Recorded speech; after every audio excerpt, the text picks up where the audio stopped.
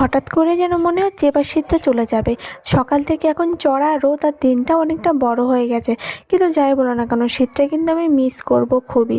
এবছর শীতটা তো সেইভাবে উপভোগই করা হয়নি। তো hello guys, welcome back to my channel. কেমন আছো তোমরা সবাই? আমি তো খুবই ভালো আছি। চলে আসলাম একটা নতুন ব্লগ ভিডিও নিয়ে।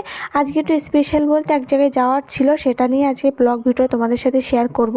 আজকে গেছিলাম আমাদের এখানে বনভোজন বলে একটা অনুষ্ঠান হয়, সেখানেই যাব। আমি, আমার শাশুড়ি মা আর আমার সোনামানিক তিনজন একসাথে যাব। আমি স্নান করে গুছিয়ে নিয়েছি একদম। আমি পুরো রেডি, এবার মেয়েকে গুছিয়ে নিয়ে বেরিয়ে পড়ব। বনভোজনটা সাধারণত গ্রামের দিকে অনেক জায়গায় হয়। আমার বাবার বাড়ির ওখানেও হতো মোটামুটি, কিন্তু আমার বাবার বাড়ির ওখানে খিচুড়ি রান্না হতো। কিন্তু আমার শ্বশুরবাড়ির এখানে যে বনভোজনটার অনুষ্ঠান হয় না, সেখানে নানান ধরনের তরি তরকারি ভাত এগুলোই রান্না হয়। গ্রামের অনেক মেয়ে বউরা মিলে, মেয়েরা না, সাধারণত গ্রামের বউরাই এগুলো করে, মিলে এক জায়গায় রান্না করে। তোমাদের ওইদিকে কি বনভোজন অনুষ্ঠিত হয়? অবশ্যই কমেন্ট করে জানিও। এই বনভোজনের অনুষ্ঠান তোমাদের কেমন লাগলো সেটাও অবশ্যই জানিও। আমি বনভোজনের দিন লাইভ করেছিলাম, কিন্তু ভিডিওটি এডিট করা হয়নি। আমি তেমন টাইম পাই না বলে ভিডিও এখন এডিট করা সম্ভব হয়ে ওঠে না। হঠাৎ করে এই দুদিন যা চড়া রোদ দিচ্ছে কি বলবো, কিন্তু রোদটা বেশ ভালোও লাগছে এখনকার সময়। এখন সময় রোদে বসলে যেন কি আলিস্যে লাগে, কি বলবো, মনে হয় যেন ওখানেই ঘুমিয়ে পড়ি।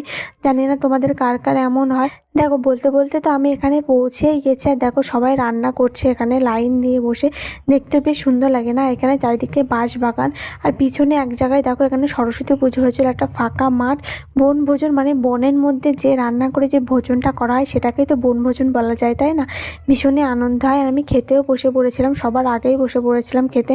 কেননা আমার খুব ঘুম পাচ্ছিল। রাত্রেবেলা তো সেইভাবে ঘুম হয় না, তো দিনের বেলা একটুখানি না ঘুমালে যেন আমার শরীরটা একদমই চলে না। তার জন্য আমি তাড়াতাড়ি খেয়ে নিয়ে এখন কাকিমার বাড়িতে চলে যাব। বাড়ির পাশে আমার কাকি শাশুড়ির বাড়ি, সেখানে গিয়ে একটু রেস্ট নেব। আমি আর আমার মেয়ে সেখানে চলে গেছিলাম। তার আগে কী কী খাওয়া দাওয়া করলাম সেটাও তোমাদের সাথে বলে যায়। বাঁধাকপি চচ্চড়ি ছিল, নানান রকম সবজি দিয়ে একটা তরকারি ছিল, ডাল ছিল, আর 2 রকমের আলুর দম ছিল।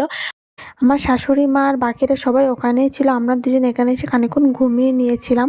তারপরে আর কি, ঘুম থেকে উঠে সোজা বাড়িতে চলে গিয়েছিলাম। তো আজকের ব্লগ ভিডিওটা এই পর্যন্ত। দেখা হবে আবার পরবর্তী কোনো ভিডিওতে। তোমরা সবাই ভালো থেকো, আর আমার ভিডিওতে একটা লাইক, কমেন্ট, শেয়ার আর সাবস্ক্রাইব করো। আর ভিডিওটা কেমন লাগবে সেটা জানাতে একদমই ভুলো না।